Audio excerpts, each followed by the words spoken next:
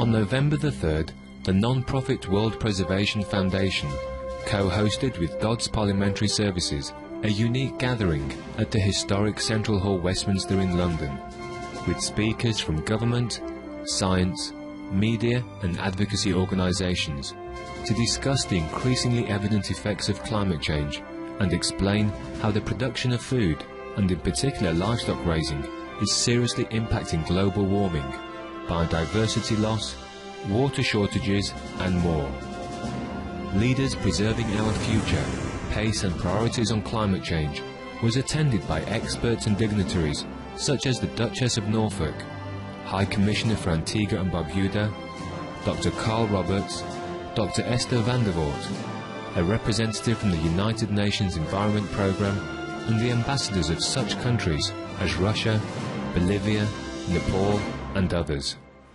The highlight of the afternoon was the presence of Supreme Master Ching Hai, who delivered a message via video on solving the large environmental crisis of concern in the meeting, as well as urging leaders and co-citizens alike to make courageous, earth-saving changes.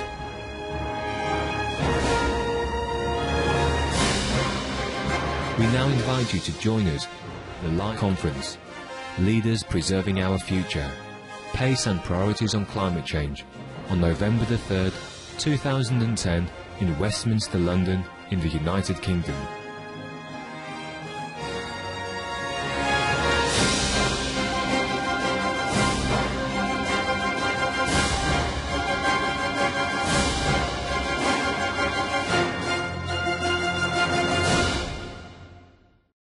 So, just to welcome you all to today's conference, Leaders Preserving Our Future, Pace and Priorities on Climate Change, which is jointly organised by Dodds and the World Preservation Foundation. And we really are delighted to have you here, particularly in the circumstance. This conference has been organised with a very specific aim in mind. It's to raise awareness about the urgency of having a near-term solution for climate change and to highlight one of the most effective solutions to achieve this. As you will notice, we've got a lot of speakers today, many of them sitting next to me even as I speak, and they're from different scientific fields and very many prestigious organisations. So I'm going to start by introducing our first speaker, who is Jeff Tansey. Jeff is a trustee of the Food Ethics Council in the United Kingdom and one of the 6 recipients of the Joseph Rowntree Visionaries Award. He's also winner of the Derek Cooper Award for Best Food Campaigner and Educator, and today he'll address the conference on how we can ensure food security from global to local level in the face of water scarcity and climate change. So if you'd put your hands together, please, for our first speaker, Mr. Tansey.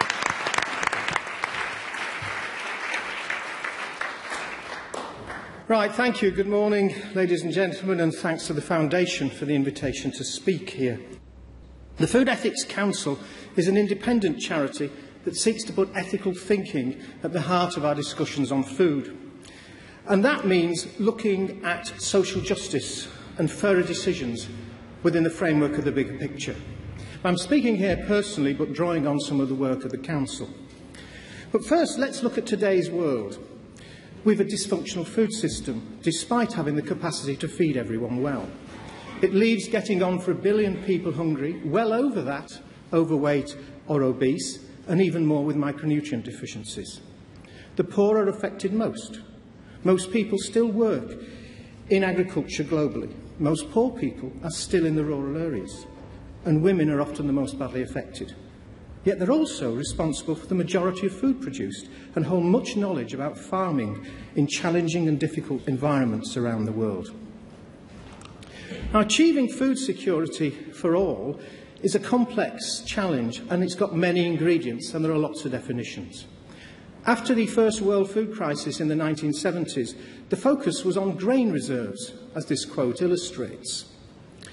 Now, this broader definition from the FAO summit in 1996 is usually linked to thinking about food security in terms of 3 words: accessibility, availability, and affordability.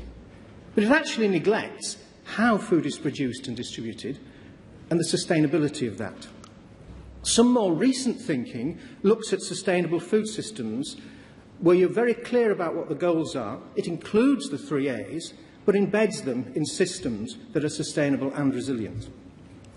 Increasingly, however, peasants' movements seek food sovereignty, which adds who has what power and control in the system into the equation. Now, achieving food security requires action from the global to the household level. It also means that no one suffers fear and anxiety about where and when the next meal will come from and is confident of that continuing. And that's a confidence that climate change could shatter for all of us. The long-term worst-case scenarios see farming becoming impossible in many tropical latitudes, failing monsoons in India, loss of the Amazon rainforest, widespread desertification in Africa and elsewhere, leading to population movements the like of which we have never seen. The best single way of dealing with these is not to go there, to change our practices now before it's too late. The least bad scenarios suggest major disruptions in key producing areas, yield declines in many areas in the tropics and surrounding temperate areas, with perhaps some advantage to the higher latitudes. All see a loss of biodiversity and agricultural biodiversity. Now, these trends are often talked about in terms of 2 to 6 degree average rise in temperature, but this really is misleading. For climate change will, indeed is already, destabilising weather patterns, leading to more and more extreme events of increasing intensity, from floods, as we saw recently in Pakistan and Thailand, which will be exacerbated for coastal areas, and we're in one, looking at the Thames, as sea levels rise with melting ice caps and glaciers, to winds and droughts and fires, as we saw in Russia recently. Now, these extremes will make harvests less predictable. If several coincide in one year, they may lead to major food shortages of core commodities and huge price rises. Price fluctuations and rises will, indeed already have been, compounded by competition over scarce resources, using land for agrofuels and commodity price speculation, as we saw particularly in 2007 and 2008, when over 100 million people were driven into hunger and governments fell. Now, although the poor and most marginalised are the first to suffer from climate change, it will affect everyone, including us here, and push food prices up and disrupt supply chains. Now, we need to meet these challenges in ways that embed social justice into the heart of our approach. Otherwise, it will fail. As our inquiry into food and fairness discussed in a recent report, Food Justice, this means addressing the issues about fair shares, fair say and fair play in tackling the problems in the food system and climate change. But it also is about recognising what can be done within a food system framework and what requires changes to the rules of the game. Now, as Tim Jackson said in his eloquent evidence to the Commission, the rich really need to rethink what we mean by prosperity and develop a new kind of ecological economics that's not based on the growth paradigm, what he calls prosperity without growth. For us in Britain and Europe, that means questioning assumptions, such as that we can eat what we want, when we want, from wherever we want. It means accepting responsibility for the generation of greenhouse gas emissions, as well as the extent of our ecological debt, as our footprint spreads much more widely over the world than our numbers justify, thanks in significant part to our need for animal feed. So it requires innovation, but not just in technology, where so much of the focus goes. And even there, the focus is often on finding ways that are essentially about allowing us to carry on doing what we do now, such as agrofuels, rather than change. And in reality, we need innovation that allows us to do things differently, not just technologically, but socially, politically and economically. We need to rethink the way we produce food, to move from intensive systems which are fossil fuel based to farming systems that are more agroecologically sound and resilient, as has been argued in various reports over the last few years, the global report at the top, the one from the National Academy of Sciences in the States. But we do also need to rethink what we consume. Whether or not we can feed a world with a population likely to stabilise at 9.5 billion people depends upon what they all eat and the impact of producing that food on our life support systems. Now, it wouldn't be sustainable nor healthy, for example, for global meat and dairy consumption levels to rise to that of the American or European level. Food accounts for about 20% of total UK greenhouse gas emissions by consumption, and that rises to 30% if you include indirect emissions from global land use changes. Meat and dairy is about 7 to 8%. Agriculture globally also uses about 70% of the water that's abstracted, and the UK imports about 2/3 of the virtual water it uses in food. And the way we do things at the moment increases the loss of biodiversity and agricultural biodiversity. So, apart from action to change on production, we also need action on waste and consumption. To reduce the waste built into systems through the standards and production processes and supply chains, to the waste that occurs domestically and in catering. Now, the Food Ethics Council, along with WWF, has been looking at consumption of meat and dairy, because this is a significant part of our greenhouse gases in the UK, and you'll hear more from WWF this afternoon. And our latest report is actually out on Friday. Now, the work focused on consumption-related emissions because a production focus ignores the emissions that arise when production is done abroad, so-called offshoring. Now, one essential in this is dialogue with the producers, so that they are able to engage with and see the calls for eating less meat, for example, as an opportunity in developing a more equitable, resilient and sustainable food system. The producers can also give the practical insights of the perhaps unintended consequences of different policies.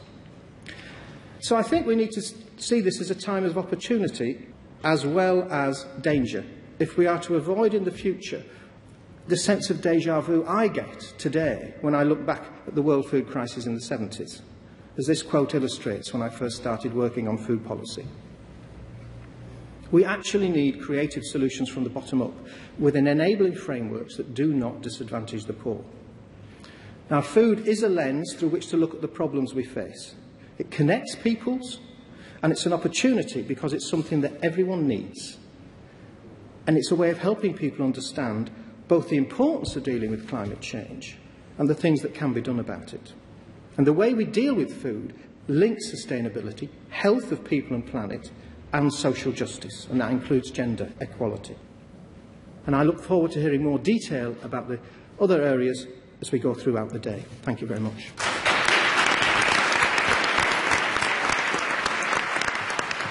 Thank you, Jeff. Our next speaker is David Vaughan. Professor David Vaughan is a climate scientist at the British Antarctic Survey and was coordinating lead author of the IPCC fourth assessment report, and he's just about to begin the same role in the fifth assessment. His research focuses on the role of ice sheets, the threat of climate change and rising sea levels. Professor Vaughan will now speak about ice melt in Antarctica in terms of its effect, severity, urgency and potential consequences. Please put your hands together. Thank you.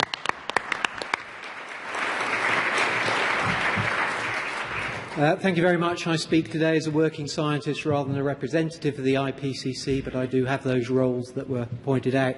Sea level rise is somewhat the poster child of climate change, partly because people can really understand quite simply what the impacts are.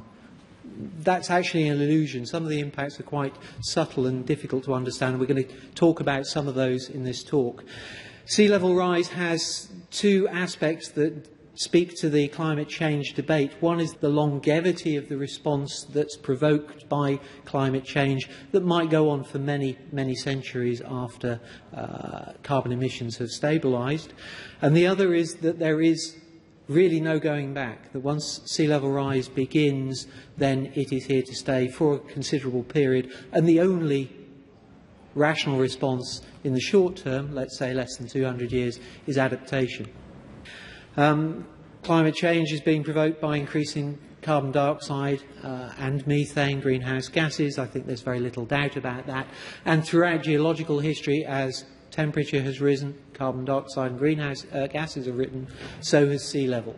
The question is really what's going to happen in the future. And there are several different sources of sea level rise within the Earth system. One is the straightforward expansion of the oceans as the temperatures rise. Actually, this takes many decades, perhaps even longer than that, before the heat really gets into the deeper parts of the ocean and the full effects of ocean expansion are seen. Then we have the loss of mountain glaciers around the world, and throughout the world mountain glaciers are now being lost in virtually every glaciated mountain range. This is just one example. I showed it to somebody the other day while I was trying to put this together, and they said, "That's a lot of ice." And indeed it is. This is just one glacier. Elsewhere there are, in the polar regions, two large ice sheets, one in Greenland and one in Antarctica.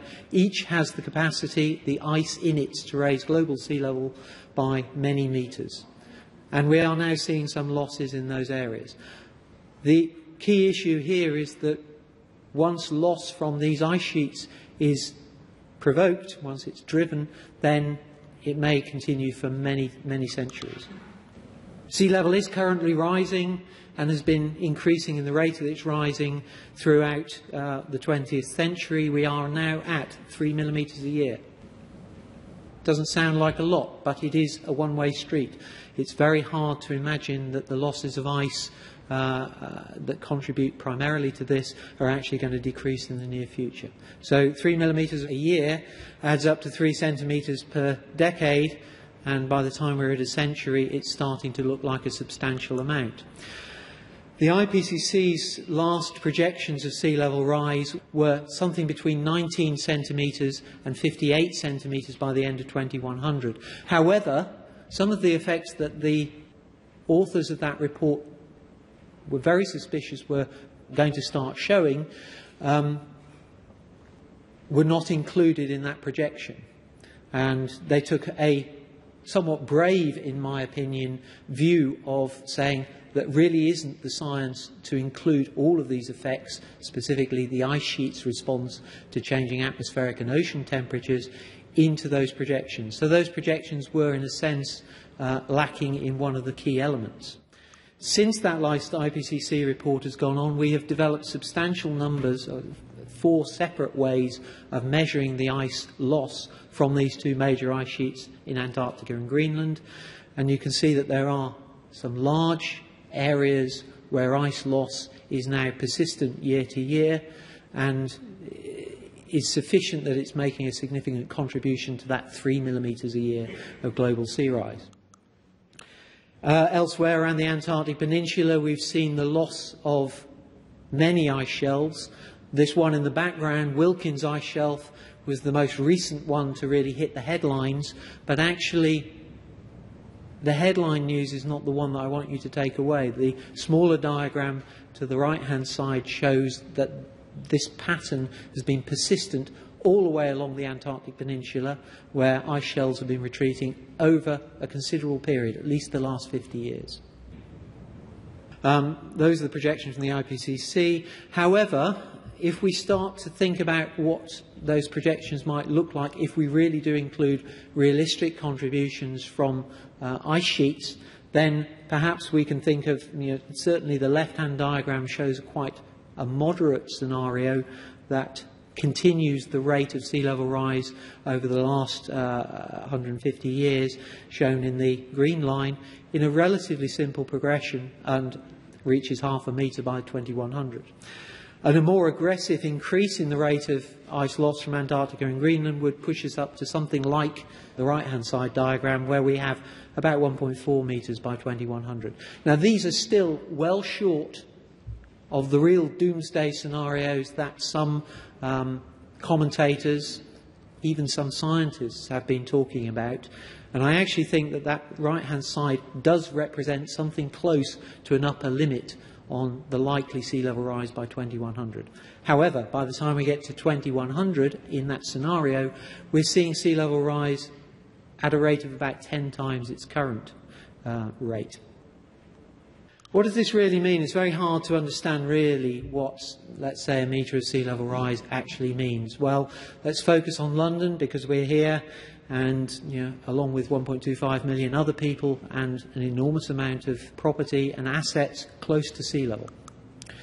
In the UK, we've been very responsive to flooding events in the past and have raised our sea defences, largely when a flooding event has actually driven us to do it. You can see this seawall down near Greenwich and how it was raised, most notably after floods in 1928, and then again as the Thames Barrier was being built after the 1953 flood. We've tended to be extremely responsive in the way that we look at sea defence and build to it. In the future, we need to be much more proactive. The building of the Thames Barrier and its potential replacement in the next few decades is actually a bit of a triumph, and actually what I need to preface what I'm going to say next is that the Environment Agency actually has a very sensible and forward-looking plan to protect London in the future. And what's it trying to protect against? Well, if we look at the storm statistics gathered over the last 100 years or so, then we can project what we believe is likely to be the 1 in 1,000-year storm height, something over 6.5 metres, the 1 in 100-year storm height, and the 1 in 10-year storm height. Now you can see that if we raised global sea level by 50 centimetres, remember that's actually a fairly moderate range, we shift this axis along the bottom so that the 1 in 100-year storm surge is now equivalent to what was the 1 in 1,000-year storm surges. Another 50 centimetres of sea level rise, and that 1 in 1,000-year storm surge, when the Thames Barrier was built, will now start to come every 10 years. So we would really, under that scenario, have to consider a substantial raising of Thames protection, sea defences. Looking more globally, we have enormous sea level populations now living close to coasts and in vulnerable areas, and already about 10 million people a year are affected by coastal flooding. That might go up naturally without sea level rise to something like 30 million a year by mid-century. If we have a substantial sea level rise on top of that, then we could easily double that. This is enormous numbers of people suffering from coastal flooding every year. Obviously, in developing countries, there are significant issues associated with survival of coastal populations. And we tend to think of the developing countries as uniquely vulnerable to this. In many ways, our developed cities and developing countries have actually developed to the state that they've lost their adaptability. And this is a picture of New Orleans after Hurricane Katrina. I'm not saying that global change caused Hurricane Katrina or indeed the flooding here. However, it's fairly clear that with sea level rise in the future, more events like this are likely to occur and with a greater frequency. So, what's the role for science now? Well, I think we have got past the point where scientists really should be issuing warnings of drastic climate change and really looking to our role of what we can do to help society come to terms with this. Indeed, in sea level rise science, I think we have a great role in improving the quantification of risk, improving the basis for sea defence planning on that relatively short time scale of, let's say, 100 to 200 years, support for coastal adaptation, where defence is not the only answer, and the avoidance of unwarranted expenditure or expenditure that is too soon. Good predictions allow you to time the expenditure of sea defence infrastructure much more effectively. And finally, we have a role in contributing towards a fuller evaluation of the long-term impact of climate change on the planet and the commitment to long-term sea level rise that will continue even after carbon dioxide emissions have stabilised. European Union is funding at the moment a substantial programme with 24 institutes across Europe to contribute towards sea level rise projection, and this is my project that I'm leading at the moment. Thank you very much. Thank you.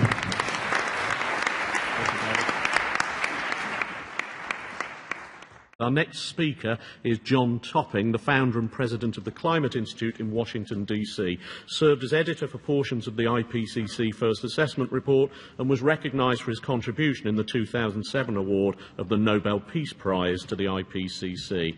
Mr. Topping will talk about recent research highlighting the importance of reducing non-CO2 shorter-lived climate forces and how they can significantly reduce the cause of warming in the near future. Please put your hands together for John Topping.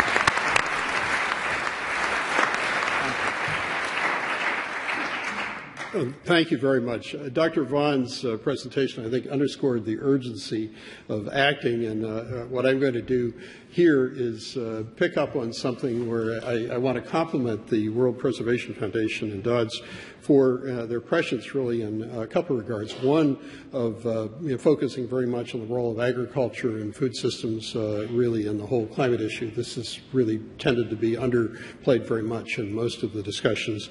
And also on recognizing the importance of moving on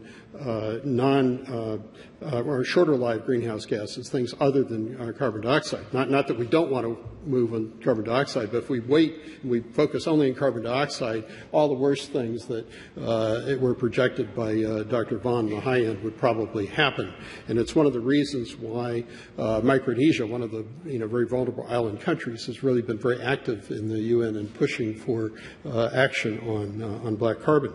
I'm grateful to Dr. Michael McCracken, our chief scientist, who also ran the U.S. National Assessment and for 4 years headed the International Association of Meteorology and Atmospheric Sciences, and my colleague, John Michael Cross, for developing some fairly interesting graphics to illustrate the opportunities and the need to act. First, you'll see using the business as usual scenario. BAU essentially is what happens if you don't have climate conscious policies, but you assume a certain amount of natural energy efficiency that would happen with the development of the world economy. As you can see, there are legacy greenhouse emissions, primarily CO2 from the past century. Some would be longer-lived greenhouse gases like nitrous oxide, some chlorofluorocarbons, which still persist even though we've moved aggressively under the Montreal Protocol. There would be rapid increases under business as usual in CO2, but also from methane, which would be associated both with agricultural activity and energy activity, from tropospheric ozone, which is essentially a product of a variety of carbon monoxide, methane, hydrocarbons in the presence of NOx, essentially creating something that is dangerous both to human health and to agricultural crops. It's what we tend to think of as smog in urban areas and so on. And then some other greenhouse gases, nitrous oxide and a variety of others here. Black carbon is something that really was ignored largely in the climate debate until the last couple of years. It's probably where we can make the biggest difference in the near term. I mean, this is essentially soot and, particles that are a great danger to human health. Because they're only up for a week or two at a time, the tendency was to not factor them in. But the problem is they're constantly replenished. If cook stoves don't change, if the urban transportation doesn't change, if the industrial practices don't change, those particles are replenished readily. And on the other hand, if they do change, you can make a huge difference in radiative forcing very quickly, while also having very positive impacts on human health. There's also a huge inertia within the energy systems and also, to some extent, within the agricultural systems of the world. In the U.S., interestingly, in the last couple of years, there's been a dramatic drop in CO2 levels from 2007 to 2009, about a 10% per capita drop, half of that due to changes in the world economy, other things really due to switching from coal to natural gas, because we have a lot of available natural gas, and a variety of other things that are structural change. We have a couple of practical problems with the greenhouse system right now, the trading systems formally. In the formal system, 1 ton of methane is equated to 22 tons of CO2. But the practical problem is if if we're concerned with the very dangerous things that could be happening soon, we probably ought to have a much higher valuation for methane. I mean, many of these tipping points are really likely to happen in the lifetime of many of us in this room, not in 2100. I'll give you a quick illustration here. I mean, the 1 to 22 is really looking at this over a 100-year period. But if we really look at the equation over a 20-year period, methane, could have a much higher valuation. The reason for that is typically you're talking about a 12-year residence in the atmosphere versus much longer terms in carbon dioxide. So in terms of what's driving the changes that would be melting the Greenland ice sheet, that would be causing the positive feedbacks, the metastatic climate change that may be going on in the Arctic, changed albedo, other things that are feeding on itself. This itself is a problem. What's interesting is while carbon dioxide is the most important single constituent driving climate change, it's responsible for less than half. And because it's so persistent in the atmosphere, you aren't going to make a huge dent right away. Even if we could wave a magic wand, we would find carbon dioxide concentrations and stop all emissions would still stay awfully flat, and the radiative forcing would still be very, very large.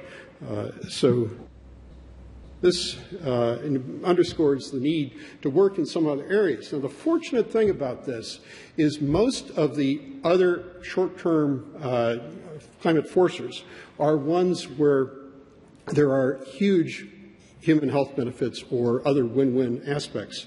Methane levels have been rising. Last 12 years in the atmosphere, it has roughly half the effect of CO2.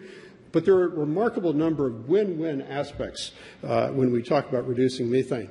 Coal miners' safety from draining of methane that would be responsible for explosions, harvesting energy from gas pipeline leaks, from avoiding flaring, landfill methane in the agricultural area, improved animal husbandry, and moving to a more plant-based diet, which would reduce both CO2 and methane basis, and probably doing that primarily on a health basis. Now, black carbon plays a couple of important roles. It's only up for a short period of time, but it's constantly replenished. It has a warming effect that's roughly 55%, according to the better science on this, I think, is the Ramanathan Carmichael science of CO2, and that doesn't even include calculating the albedo effect, where in the Arctic it plays a much larger role, and in the Himalayas as well. They're potentially impairing water supplies. But it has huge impacts on human health, and that's perhaps the key to being able to get aggressive action on this. Now, the regional effects of this are quite large.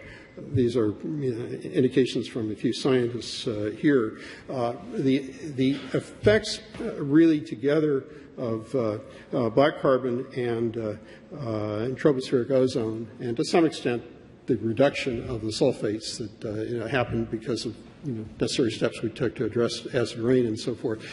These look like the primary driver for the very, very rapid warming that has been happening recently within the Arctic, and there's a real opportunity to make a difference here. Now, what are the opportunities from aggressive actions on black carbon? Perhaps the most immediate would be acute decreases in the Arctic warming, and that's probably the most dangerous single thing that can happen on the planet right now with respect to sea level and with respect to the possibility of climate feedbacks. But it also has the ability to cut down substantially the nearly 2 million lives, about 1.9 million from cook stoves, about 85% women and children, and outdoor air pollution, which kills about another 800,000 worldwide. So this can go ahead aggressively, and at the same time, it yields very sizable climate benefits. What's interesting is if we assume, for example, a 50% reduction by 2050 across the board, including CO2, and an 80% reduction by the end of the century, this is how things would break out. As you can see, we can make a dent in CO2, and that's important. But we can make a huge dent and the other gases because of the times and so forth there, and especially so with respect to black carbon. Now, this takes us, between now and 2040, a lifetime in which many of us would hope to be around for much of this time. This is really the critical time, I think, for a lot of these tipping points, and the first is business as usual, and then the second is the aggressive reductions. If we do this, we really have a chance of avoiding absolutely catastrophic climate change. Right now, the two most interesting efforts underway are clean cook stove efforts. The UN Foundation and Shell Foundation and others have worked very much on this, where the primary motivation is really saving people's lives, but at the same time there will be real benefits to the climate. In Manila, there's a fascinating effort underway right now involving an Australian firm that is retrofitting jeepneys, working with the Jeepney Owners Association, using voluntary emission reduction credits. Jeepney drivers die a lot sooner than others, and the pollution levels are very high as a result of this. Hopefully, some of these things through the voluntary emission reduction credit systems will happen. Now, at the same time we move on black carbon, it's important that industrial countries have to move aggressively on it as well. In the industrial countries, we can strengthen diesel standards, and we're starting to do that. We can also take off-road vehicles or retrofit some of the older vehicles that don't meet the standards, increase industrial energy recycling cogeneration, which harvests both CO2 and also additional particulates, and then work aggressively through the Arctic Council on these areas. I would like to suggest is it's important to get consumer follow-through on this. In Mexico, CRISPR Tekel Interactive Network is pulling together a series of climate theaters, like planetariums for climate education. There are now 3. There will be about 11 by the end of the year. The first of these is the state of Puebla. The state of Puebla has become the first state in the world to move aggressively on black carbon, and I think that's important. We need this kind of action, and we really need to do this. Thank you very much. Thank you.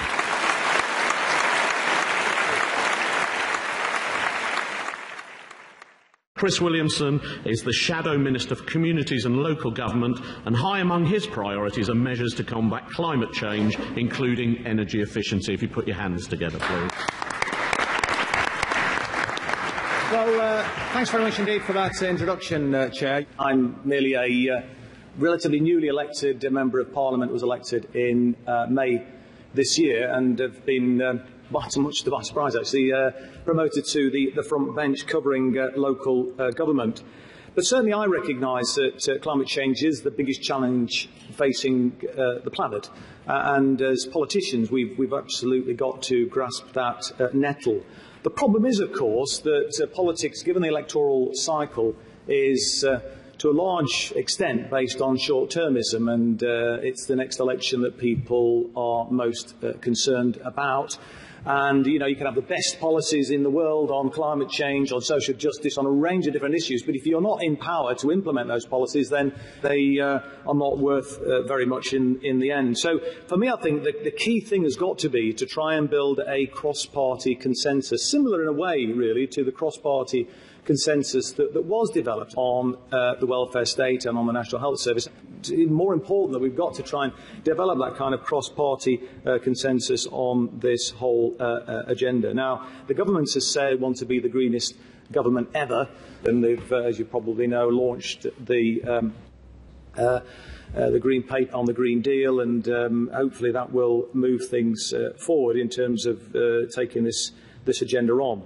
My background is in local government, and I do believe there is a lot that local government can do around climate change. And certainly in my new role as the Shadow Minister for local government, I will be promoting the role of local councils to actually do whatever they can to help. Now, that's not just in terms of local government getting its own house in order, reducing its carbon emissions, though there's much they can do in that regard, in terms of how they deal with waste and so on, and reducing the need for landfill, and there is a statutory driver on that in in any event that obviously local authorities are moving that forward as a consequence. But there's more that they, I think, can do in terms of their whole place-shaping agenda. And when I was leader of Derby City Council, we set ourselves a target to make Derby a sustainable city by 2025, self-sufficient in clean, green energy. And we wanted to build a consensus with other public sector organisations, but also, most importantly, really, the wider general public and the business community in Derby. And some of the initiatives that we worked on were initiatives that actually helped to win the hearts and minds of businesses in the city, particularly small and medium-sized enterprises, looking at how we could, through energy efficiency measures, for example, improve their bottom line. And I think we did, win a lot of people over to what we were trying to achieve. It's also included a radical transformation of public transport in our city. So there is a big issue that we need to, I think, address there. We've got to actually, tackle this on a cross-party basis, it seems to me. We need to try and build that cross-party consensus. I will continue to do what I can in that regard. But we've also, I think, got to win the hearts and minds of the wider general public. And that means, I think, looking at how we can encourage people to look at lifestyle, how they can encourage people to perhaps eat less meat, given that the livestock industry does contribute to a large extent to climate change emissions. We've got to find a better way forward, I think, where we can see people's livelihoods, their lifestyles, their standard of living not being diminished over much, that we can try and keep people in employment. And I do think there are some opportunities in that regard in terms of the whole new green jobs which could be created that will, I think, help to address that conundrum which can be created. And I do think we are beginning to, as I say, develop that cross-party consensus. Certainly that's what I will be seeking to do. And obviously, I'm just a layperson. It's a topic I'm very passionate about. I'm not in the same league as the eminent speakers that have spoken today, but certainly I would be keen to work with people in this audience on the platform today to help me actually make the arguments in the House and with colleagues to try and win people over to what I think is the most significant challenge that we face as humankind. So hopefully we can move things forward, and with your support we will make a difference. Thank you, Chris. We're now going to have Professor Simone. Now, interestingly, of course, John Topping in his speech touched on the fact that reducing CO2 alone is not sufficient to address climate change in the near term. And Professor Simone is going to be speaking about the presence of black carbon in Antarctica with its high global warming potential, which is a great concern, and its reduction as an important strategy for reducing global warming. So we're going to have this speaker and then Dr. Esther van der Voort. So put your hands together, please. Good morning. Thank you for the chance to talk a little bit about the work in Antarctica and the question of black carbon. In some ways, I add information to the lecture of Mr. Topping. Maybe I should begin that presentation with a statement that is becoming clear here. One of the greatest difficulties for the general public to understand climate change has been too much emphasis on the question of greenhouse gases. All the important factors are involved. And this is the case of black carbon, that I'm going to talk a little bit now. So, what is black carbon? First, it originates from the incomplete burning of biomass or fossil fuel, and is basically formed by small, high solar radiation absorbing particles. And by now, I'm going to show the evidences. We know that they are spread from Arctic to Antarctica, elsewhere in the world. They are very tiny particles between 0.01 to 1 micron in the atmosphere. As Mr. Topping told you, it stays in the atmosphere just a couple of weeks, but is available to disperse it at longer ranges. BC, or black carbon, belongs to short-lived pollutants, and then comes the most important point, is the second most important contributor to the global warming. In fact, the potential of black carbon is estimated to have 55% of the radioactive forcing effect of carbon dioxide. And in short, BC absorbs light and hits the atmosphere. So, along the 20th century, as we have the increase of black carbon production due to the consumption of fossil fuel, developed countries have improved the efficiency of that burning and reducing it by the end of the 20th century. But not is true in a lot of countries that are industrialized at the moment. So, the thing that we have in this picture here is the main places that we have biomass burning at the moment, at the year of 2009. As you can see, mainly in the subtropical and tropics, not only in South America, but also in Africa and Australia and some countries like Indonesia, Malaysia, and others in Southeast Asia. So we can place the following question. How this kind of material can be transported to Antarctica? It seems a long way. For the last 10 years, we have changed our idea about the transport of air masses from South America, or from the tropics of South America, to Antarctica. By now, we know that cyclonic activity is able to transport materials in a short time, in a week or so, from the main areas of biomass burning to the south, and then mainly to the northernmost part of Antarctica, that is the Antarctica Peninsula.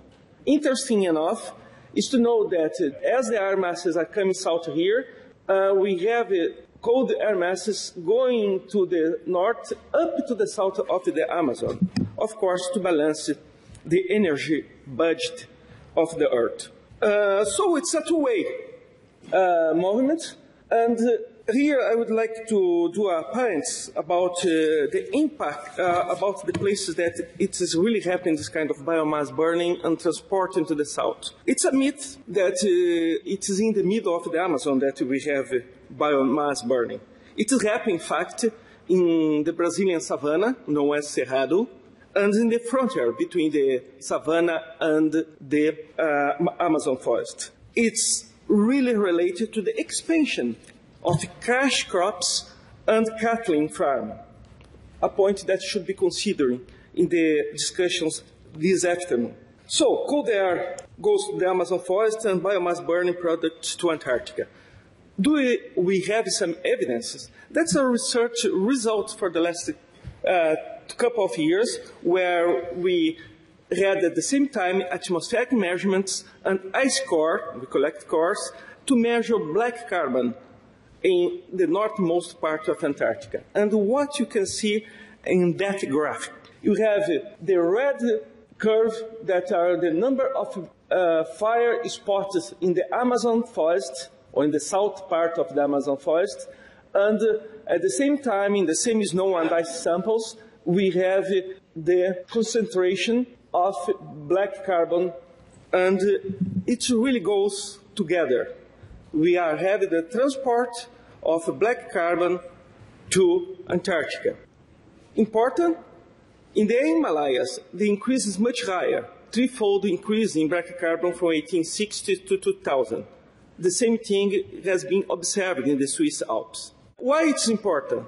Because black carbon impacts the surface of snow ice mass as it reduces the surface albedo, the proportion of energy that's reflected by the surface. It is increased melting, trigger albedo feedback, changes the glacier mass balance, and contributes to glacier retreat. In short, black carbon is as important as atmospheric warming for melting surface of the glaciers. Thank you for the attention. Thank you. And our final speaker of this session is Dr. Esther van der Voort. This summer, the UN Environment Programme issued the report assessing the environmental impacts of production and consumption. And we're delighted to welcome today one of the report's lead authors to talk about why a substantial global diet change is the only way to reduce one of the most important drivers of environmental pressures. Thank you very much. Actually, I work at Leiden University, the Institute of Environmental Sciences, but As the chair has said, I'm one of the authors of the UNEP report. The UNEP Resource Panel, they produced a report called Assessing the Environmental Impacts of Production and Consumption. Edgar Hutt, which was actually the lead author of that. I was one of the co-authors.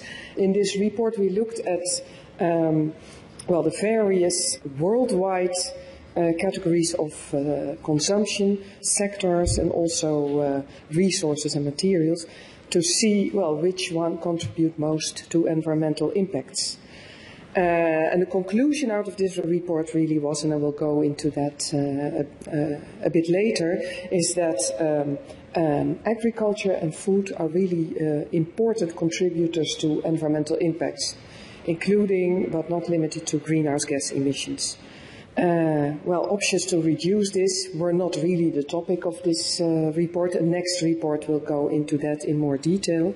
And of those options, a diet change seems to be the most effective one. So this is, in brief, the topic of my talk.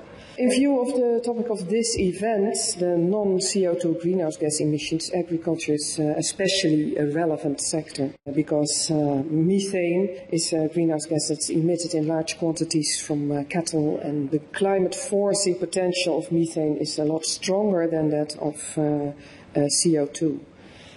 Same for laughing gas, N2O.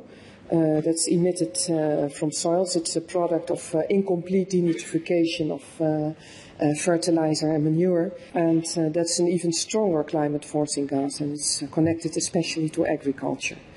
That does not mean that agriculture is not associated with CO2 emissions. It is, and especially via the energy input in the agricultural chain, like, for example, via fertilizer.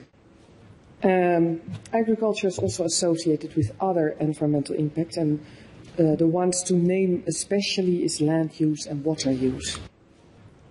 This is one of the results out of the UNEP report. Here you can see the contribution of the various consumption categories to greenhouse gas emissions worldwide.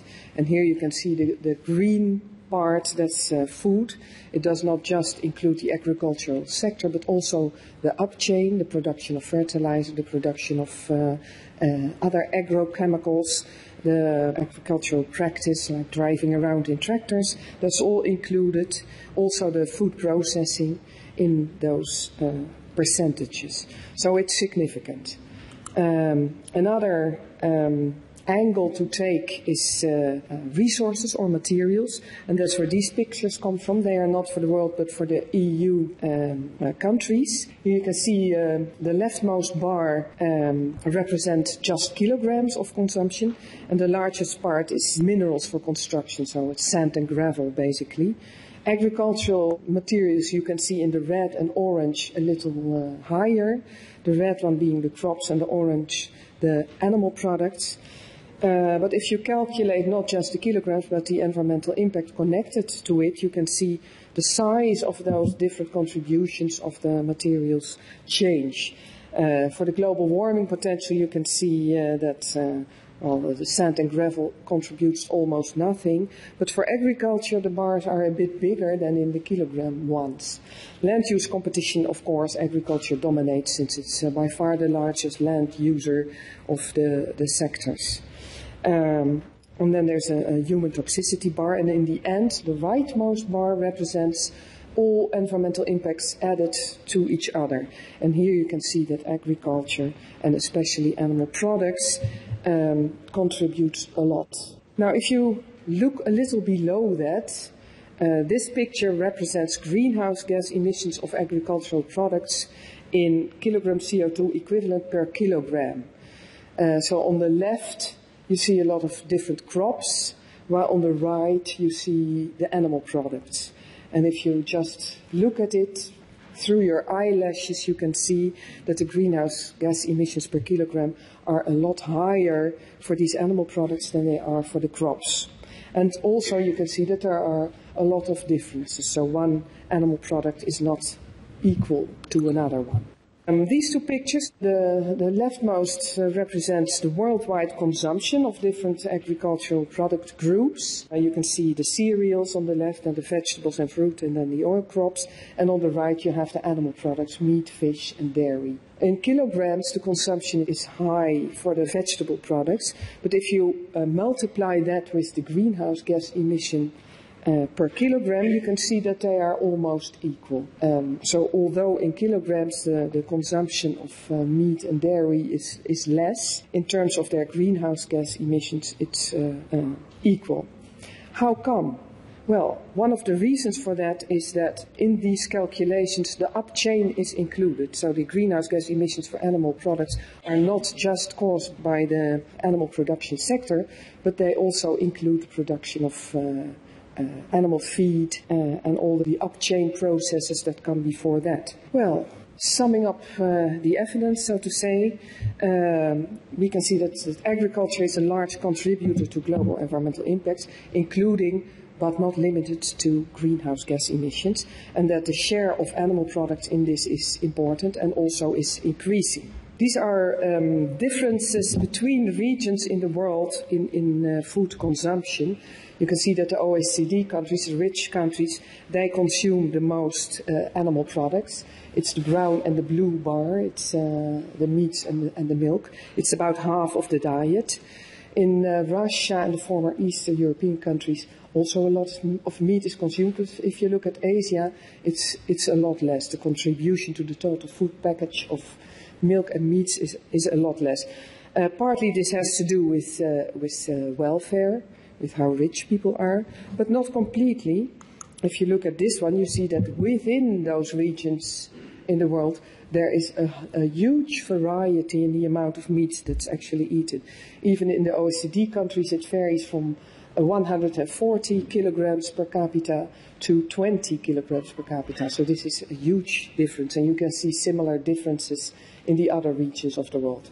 So on the one hand, it shows that diets are really sort of independent of income, of welfare.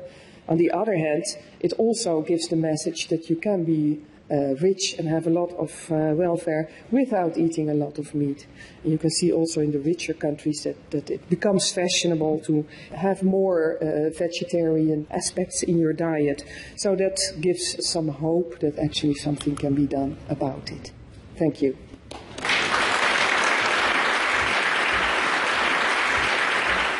We've already heard about what shorter-lived climate forces are, and our next speaker is Dr. Xian-Hui Ku, co-founder of the World Preservation Foundation and a renowned chemical and engineering sciences researcher based in Singapore. Dr. Ku's main research areas are life cycle assessment of greenhouse gases and the carbon footprint of food, bioenergy and strategies to reduce global warming. Today she'll be talking about the structural causes of non-CO2, shorter-lived climate forces. Please, would you put your hands together whilst holding your cups for our next speaker.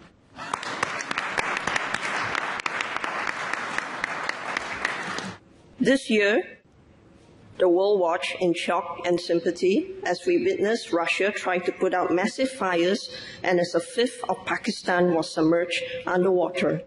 Many of the world's developing nations, who are the most vulnerable to climate change, has been calling for global average temperature increase to be no more than 1.5 degrees. We need some urgent solutions to stop the trend of mean rising temperatures and prevent any further climate-related disasters. We also now realize that reductions in carbon dioxide, which was at first all the efforts put to stop climate change, will not create cooling in time. Researchers and engineers, including myself, have carried out extensive research on carbon capture and sequestration technologies for more than a decade. I can confidently conclude that we are far from having a technology that is advanced enough or that is affordable enough to even start to bring us towards a carbon-neutral economy. And just supposing we are able to create such an advanced system, one that can extract all the carbon dioxide out of the air right now, we have only just solved part of the problem. The bigger and more urgent magnitude of climate change lies in reducing shorter-lived greenhouse gases. Our understanding of climate science has evolved in the past few years. Perhaps the best solution suggested by scientists for the fastest recovery of the climate is to reduce shorter-term climate forces, methane, black carbon, and ground-level ozone. These gases exist in the atmosphere for a shorter period of time than carbon dioxide. Ground-level ozone lasts for about 22 days, black carbon for about months, and methane 12 years. Reducing these shorter-lived climate forces can lead to immediate climate benefits because the Earth's climate system responds quickly when these pollutants are removed from the air. And one of the most powerful ways of bringing these emissions down is through dietary changes. According to the UN, the primary source of human-caused methane is livestock. From these charts, we can see that in the United Kingdom, 43% of methane emissions come from livestock, and in Brazil, 75%. There are suggestions to capture methane and convert the gas into bioenergy. Unfortunately, this approach has to be applied in closed factory farms to make it easier to capture the gas from animal waste. This suggestion will only create another problem, since closed-space factory farms are breeding grounds for all sorts of disease and illnesses. They also do not address the other environmental challenges created by animal proteins, including land use change, high water usage, deforestation, nitrous oxides, and biodiversity loss. From a life cycle food chain perspective, such approach is known as shifting the environmental burden from one compartment to another or from one type of pollution to another. Around 50% of the black carbon that was deposited around Antarctica was from the biomass burning found in South America. When black carbon is deposited on ice and snow, it absorbs solar energy and accelerates the melting of glaciers. This further adds to the warming of the planet. Large amounts of black carbon, carbon dioxide, and methane gases are released from the burning of forests, or rather, from the destroying of what's considered the precious lungs of the planet. And the reason for deforestation?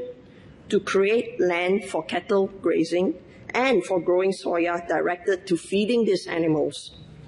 It has been estimated that cattle ranching is the cause of between 70 to 80% of deforestation in the Amazon. We can clearly see by now that the livestock sector and dietary patterns are key contributors to a range of critical environmental problems we face today. If these non-carbon dioxide gases continue to be emitted, the ecosystem of this planet that has supported life for eons of years is on the brink of spinning out of control. The logical, simple, and practical solution to reduce methane, black carbon soot, and ground-level ozone pollution is to shift away from animal farming or to shift away from meat-based diet to an entirely plant-based diet. Plant-based proteins offer a wide range of environmental benefit from every angle of its life cycle perspective, from farm to food.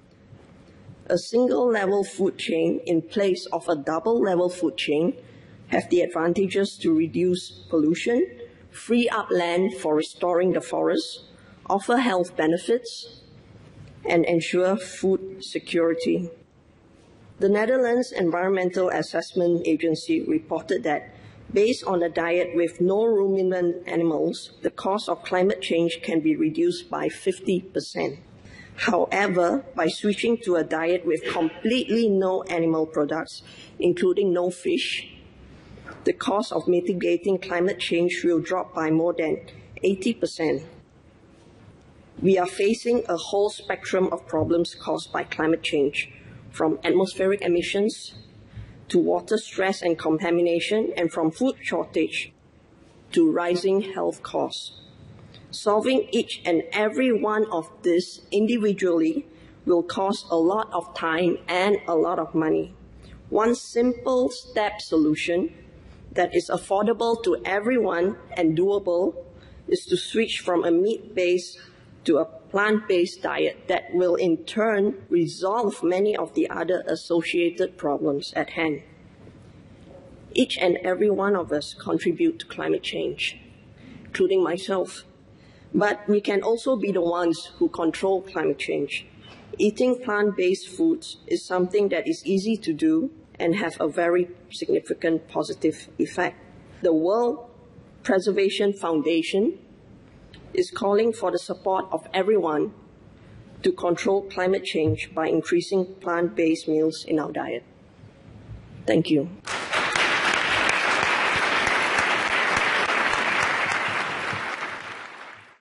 Now, many people say that water will be the new oil of the 21st century, and to ensure food security and basic comforts, we need to preserve and use the water that we have sustainably. Professor Arjen Hoekstra is the Professor in Water Management at the University of Twente in the Netherlands and co-founder and scientific director of the Water Footprint Network. And he'll talk about his pioneering work in the water footprint of our daily consumer goods, including why meat is driving water scarcity. Thank you very much. Everybody knows carbon footprint, but who does know water footprint? I will try to explain in this talk what is water footprint and how it also relates to energy and our diet, our daily commodities. And I will put a bit of a focus on the UK, because we are now in the UK. I come from the Netherlands. But actually the numbers are often very similar in other Western societies. I speak on behalf of the Water Footprint Network, which is a network of partners around the world from different sectors, including large companies, governments, international organizations like UNESCO, FAO, and also large NGOs like the World Wildlife Fund and the Nature Conservancy, etc., etc. So this is a very multi-sector international organization aiming at sustainable, equitable and efficient water use throughout the world by awareness raising, by using the water footprint, and particularly in the end by aiming at governments setting water footprint reduction goals, just like with carbon footprint. And not just governments, but in the end also companies, so that companies deliver products with low or even zero water footprint. First of all, I will say very briefly something about actually what is water scarcity, what is water pollution for those who are not aware of that. I will explain the water footprint of a few daily commodities, focus on meat and bioenergy, and finally see what we can do.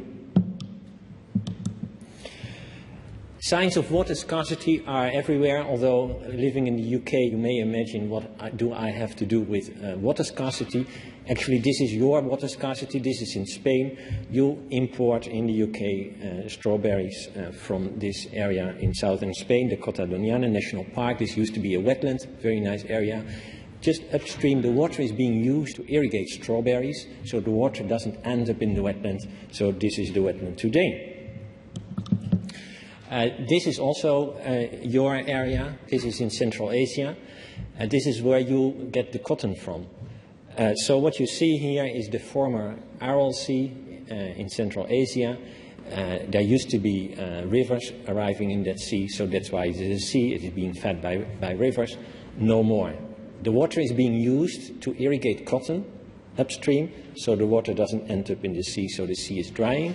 The chemicals have entered the sea, are now lying on the bottom, so we have huge human health problems there. Then this humid, it's in Brazil, in the Amazon forest. This is where your meat comes from. Your meat comes from the UK, yes, but the animals, they have to eat, and they eat the soybean from Brazil, partly. So the water footprint of your meat is over here. So the green water, the water that is coming from the rain, is being used here not to sustain a rainforest, but to sustain your meat consumption. It takes about 30 million cubic meters of water per year to produce soybean in Brazil for export to just only the UK. And this is about equivalent to 500,000 Olympic swimming pools. So this is the amount of water being used over there to get you the meat you like. Or maybe not you personally, but in the UK. Then apart from water scarcity, we have water pollution. We have the water pollution from the industries, we have the water pollution from the households, but we also have the pollution from agriculture, which is often much more difficult to handle because it's what we call diffuse pollution. And it ends up in the groundwater and the surface water system, the pesticides, the fertilizers, the nitrogen, the phosphorus, and they cause huge water pollution problems in our water bodies. And in the end, they affect biodiversity, they affect human health. The water footprint of the average consumer in the UK is not at home. So forget about this water-saving toilet. Forget about this shower head. It's not where you save the water. Don't believe that you somehow contribute to reducing your water footprint substantially, because the water footprint is in the supermarket. If you go to the supermarket, then it's where you determine what is your water footprint. Your water footprint is invisible. It's what you buy, the food you buy, the cotton you buy, etc., etc. 3,400 litres per day is the water footprint of the average UK citizens related to the consumption of agriculture products. It relates to 150 litres per day at home. So this is really small water use at home if you compare to the water use elsewhere. But actually, it's much more interesting because it's not just outside your home, it's outside your country. Because 60 to 65% of your water footprint is not in the UK, it is elsewhere. It is in the Kota Doniana National Park in southern Spain. It is in Central Asia, in Uzbekistan, Kazakhstan. It is in Thailand for the rice. It's in Ghana for the chocolate. It's in Brazil because of the soybean for the meat. So these places that we know from the news, the water scarcity, water pollution, they are your places. This is where your products come from and where your footprint lies. Technically, we distinguish three components. We have a green water footprint, which relates to the volume of rainwater evaporated. We have the blue water footprint, which relates to the volume of surface or groundwater consumed. And we have the grey water footprint, which refers to the volume of water being polluted. So we have developed very strict mechanisms to calculate those footprints so that there is no confusion about precisely what it means if we say the water footprint is 100 litres per day. The water footprint of the UK citizen can be shown on a global map, as shown here. So the intensity of the blue color shows the amount of water use in those different places in the world, the amount of water use for making products that are being consumed in the UK. So we did this kind of analysis for all countries in the world based on models to estimate the water use in agriculture, but also in industries and households, and based on trade statistics, of course. And here you immediately see where are the hotspots of the UK water consumption. If we just look at this slice of bread, which is a typical Dutch slice of bread, it's 40 litres of water to make that. So you can hardly imagine it, but it's a lot of water. But it continues. If we look at other products, like tomato, it's 180 litres of water. And we know tomatoes do have a carbon footprint, like in the Netherlands, where they are grown in greenhouses. It costs a lot of energy to warm these greenhouses. So the tomatoes have a carbon footprint, but they also have a water footprint. In the Netherlands, they have a high carbon footprint, not so big water footprint, actually. But if you go to Spain, it's exactly the reverse, because we don't have this huge energy import into tomatoes as we have in the Netherlands. We have a high water footprint in Spain because there is no water, so it needs to be pumped from the groundwater surface. So this also shows that sometimes there is to be made a trade-off between carbon and energy, because sometimes the carbon footprint of a product is really a concern, other times it's the water footprint. And even one tomato from Spain cannot be compared to one tomato from the Netherlands in this respect. We need to know, in fact, what are we eating and what is the underlying water footprint. If you look at a cow, then it's 3 million, and this is a global average, I have to emphasize, 3 million litres of water to make this cow. And this is not because the cow drinks such a lot of water. No, actually, 99% of the total water footprint of the cow refers to the water needed to make the feed of the cow. And if you then look at what it means for one piece of beef, then we have nearly 16,000 litres of water. Global average, that is needed to make this piece of beef. And if you then translate it to your favorite hamburger, it comes down to 2,400 liters of water for one hamburger. And this is the total. It includes also the water for the bread, for the lettuce, etc. But most of the water footprint that you show is really for the beef that is there, nicely sitting in between. If we look at a vegetarian diet in industrialized countries, we see that most of the calories that you get are from vegetable origin, not from animal origin. However, the water footprint, if you look at the liters required per kilocalorie, animal origin calories, they cost much more water than vegetable origin calories, about 5 times more. So that means that if you look at the total water footprint related to your food consumption, most of the water footprint related to your food is because of the ingredients of your diet, which are of animal origin.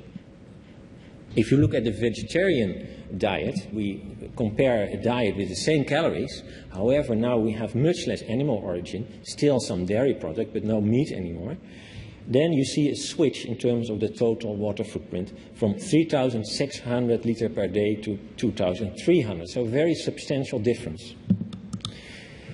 If you look then in developing countries, you see in general the water footprints are less because the people eat less calories. These are the global average values taken from FAO and our own statistics. But what is now happening is a move from bottom right to the top left. So you see an inevitable increase of this water footprint in the coming future, since developing countries get more developed, eat more meat, and the statistic has been shown before, meat consumption worldwide is increasing rapidly still. I have to emphasize, however, that one piece of beef is not the other piece of beef. You don't see the difference here, but they are very different because it depends on where they come from. If you have grazing systems, the water footprint is mostly green water, rainwater, it's mostly local. The other extreme from industrial system-based beef. The water footprint is not only green, but partly blue. This is water taken from surface water. So this leads to groundwater levels decline. This leads to rivers becoming emptied. And often it's not local, but far off in water-scarce areas. This was about meat, but let's look at bioenergy. It's very interesting to see that in knowledge we are fragmented. So there are people knowing about energy and there are people knowing about water. Same in our policy. There are people responsible for water policy, there are people responsible for energy policy. And these people somehow never talk and definitely they don't understand each other. So what you see is that in the water sector, the developments are such that every liter of water being supplied is becoming more and more energy intensive. So solving the water problems is possible, but it will cost more energy per unit of water because the water is pumped deeper, it's taken from further away, large infrastructure projects to supply water are being installed, desalination is being promoted, it costs a lot of energy. So the water sector is becoming more energy intensive. The energy sector, on the other hand, is becoming more and more water intensive because the energy sector tries to become more sustainable. And what is now a nice solution is bioenergy. And bioenergy is precisely that type of energy that is going to create a large water problem in the future. And this is what you see here. The water footprint of bioenergy is huge. There is no way to ever replace in a substantial way fuels, fossil fuels, by biofuels. Just forget about it. It's impossible to think about the amount of land and water we need to make all that biofuel. And having said that, I have to say there is much difference, of course, because the sugar beet differs usually from jatropha, which is another crop on the right. So there are big differences still. If we go into biofuel, then have a careful look on what kind of source we use and how water efficient is that.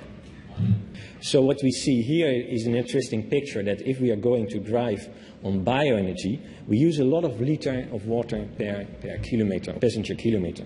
Always much more than if we walk or if we bike. And of course, we should invent certain forms of transport that are more efficient than walking and biking, not less efficient. If you look at wind energy, if you look at solar energy, then the amount of energy per kilometer is much less. So this is the direction we should take. So what can we do? Companies can at least adhere to certain shared terminology and calculation standards. In 2011, February, there will be the new global standard on water footprint assessment. And what is very important is that companies give product transparency so that we know at least what we are buying, that we have benchmarks so that we know what direction we can go, and finally quantitative footprint reduction targets throughout the supply chain.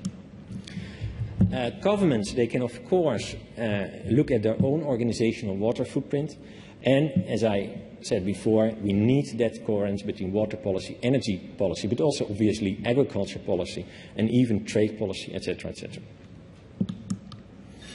So to kind of summarize, stop the waste of blue water. We can simply go to zero blue water footprint in industries by recycling. We can, by using irrigation techniques better than before, reduce the blue water footprint easily globally by 50%. Make better use of green water so we don't need to have the blue water anymore. And reduce the grey water footprint globally to zero by organic farming and in industries by just no pollution, recycling. I would like you to refer for more information to the Water Footprint Network website, which is waterfootprint.org. You can download all kinds of publications over there. And finally, I would like to invite you to go there to calculate your own water footprint. Thank you very much.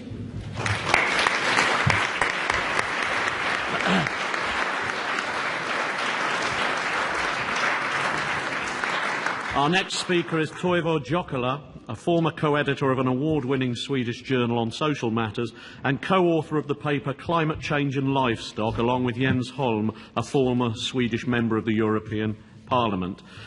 He will now talk about how huge subsidies and demand for animal products are a cause of food insecurity and hunger in developing countries. Please put your hands together.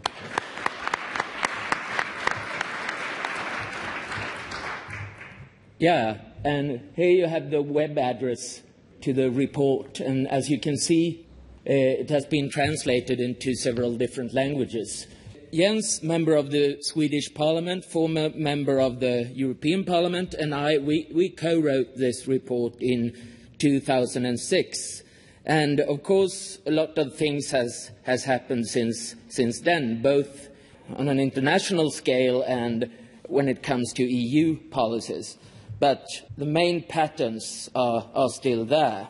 This report isn't only on the EU subsidies to the livestock industry. It also covers some graphics and some information about things that we have been told about earlier today. So I don't intend to repeat what Esther van der Voort and Sieng Ko and Arjen Hoekstra have said. But what can be said is that meat consumption or livestock production and consumption as a whole, including dairy products and so forth, has a huge impact both on climate change, on water scarcity, on deforestation and even hunger issues.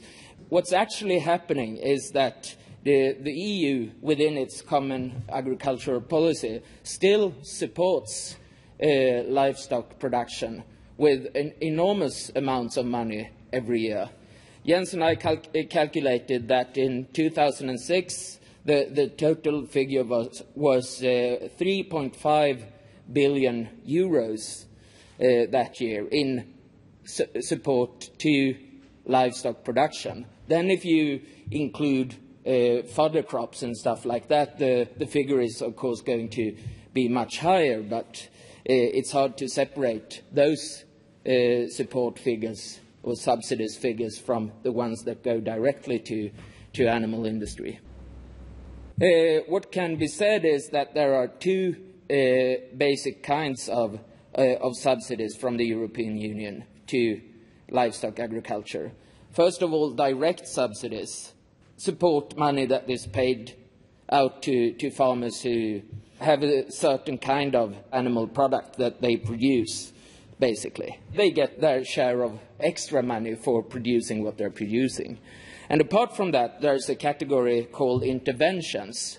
And this is a very special one. I don't know if you've heard of it before, But the basic idea behind that is that the EU gives money to farmers for storing the surplus of a given product at a guaranteed price. And this takes place independently of if it's an animal product or not, of course.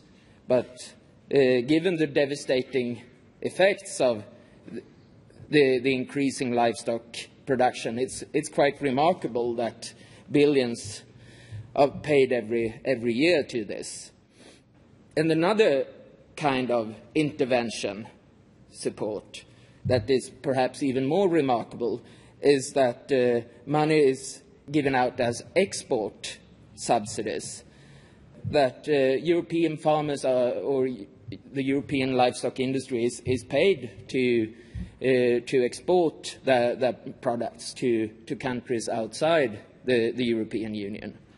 And this constitutes part of a quite remarkable negative trade spiral.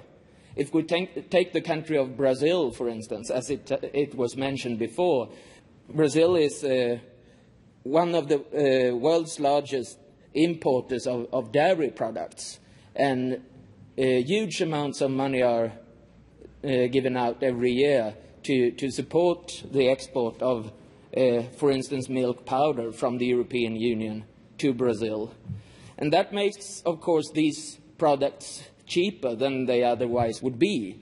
So it puts a downward pressure on market prices in Brazil and make it relatively more favorable for the producers in Brazil to produce for the world market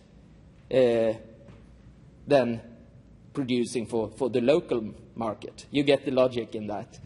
And at the same time, as we've heard about, huge amounts of soybeans are produced in Brazil. Production levels between 1965 and 1997 increased by 50 times in that country. And a lot of this is exported as animal feed to the European countries. So this is like the quintessence of a devastating trade spiral. What can be said, of course, is that once upon a time there was a logic behind these subsidies to European farmers. It's basically some kind of post-World War II phenomenon where farmers got money in order to secure that there wouldn't be any food shortage in the near future. But this system has survived, and there is no tendency of removing it, although a number of politicians and officials, even ones that we interviewed in our report, say that these subsidies are going to be removed. But it seems to be a very long-term project. Some subsidies have decreased since we wrote the report in 2006, especially direct subsidies. The total figure was 3.5 billion euros for all kinds of subsidies in 2006, all kinds of livestock subsidies. And in 2010, the figure seems to be 2.83 billion euros. But at the same time as the direct subsidies decrease, there are also increases in interventions, export subsidies and so forth. It goes down on some animal products, but, for instance, it goes up on dairy products. I guess it's based on the economic situation, basically. It adjusts to world market prices. But the basic thing is that this destructive trend survives. The basic conclusion is that this extremely destructive thing must be stopped, of course. And it has also been demanded very recently in the UN meeting in Nagoya back in October. The meeting agreed that it's important to phase out environmentally destructive subsidies. So we'll see if that has any deeper influence on this. Thank you very much. Thank you. Okay, It's 2 minutes to 12, so if we've got one quick question that perhaps somebody would like to ask. Thank you. Neville Grant, United Nations Association. Beef has been given a pretty bad press today. What about fish? It very much depends on what kind of fish, whether it comes from the sea or from the freshwater system, whether it is natural fish or from an artificial fish production system. Essentially, once we start going into really intensive fish production systems, we generally see the new problems popping up again, because also fish, they need to eat. And fish in artificial systems on land, they need to be refreshed with fresh water. So very preliminary research, I have to emphasize that, shows that it's definitely will not be the solution to meat. There are similar and other types of problems attached to that again.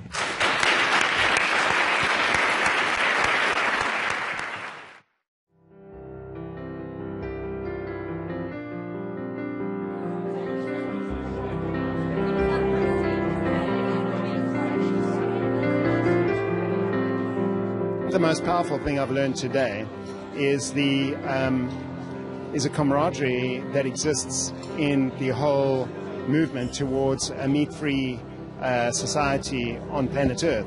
That was one of the most wonderful feelings I had today. But apart from that, there was great evidence shown by really well-known scientists showing that these intellectual inspirations that I've known about for a long time, whereby I knew that, the eating of meat was destroying the planet. They exposed that to us in very clear scientific terms, and some of it was quite shocking. The thing I didn't realise is that dairy and cheese aren't particularly very good for your health either. I kind of known before about the meat production being unenvironmental. It'd have a huge impact if more people went vegetarian. I mean, everyone would be lighter and happier, and they wouldn't need so much medication, wouldn't need such huge health care. There's huge implications. And I think that the lady from America, Lisa Bloom, she's so beautiful and thin and lives on a vegan diet. If you've got a walking advert like that, it's, whoa.